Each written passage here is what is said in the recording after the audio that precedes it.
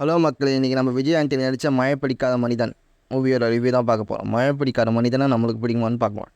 ஸ்டோரியில் என்ன பார்த்தா விஜய் ஆண்டனி ஒரு சீக்ரெட் ஏஜென்ட்டாக இருக்கார். ஒரு சீக்ரெட் ஏஜென்ட்டாக இருக்கும்போது ஒரு மழை காலத்தில் எதிரிங்களோட சூழ்ச்சியால் அவங்க ஒய்ஃப் இறந்துடுறாங்க. அப்பத்துலேருந்து விஜய் ஆண்டனிக்கு மழை பிடிக்காமல் போயிடுது. அவரோட மனைவி இறந்தப்பவே நானும் இறந்துட்டேன் அப்படின்னு உலகத்தை நம்ப வைக்கிறாரு விஜய் ஆண்டனி. அதுக்கப்புறம் ஒரு சீக்ரெட் ஏஜென்ட்டாக அந்தமானில் போய் ஒரு தலைமறைவாக ஒரு லைஃப்பை ரன் பண்ணிட்டுருக்காரு.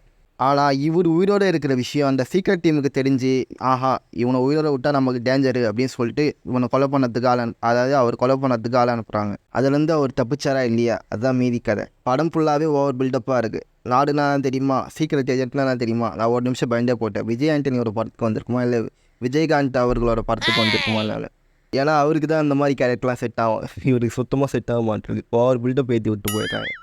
ஓவரால் மழை பிடிக்காத மனிதனை யாராருக்கு பிடிக்குன்னா எல்லாருக்கும் பிடிக்கிறது சந்தேகம் தான்.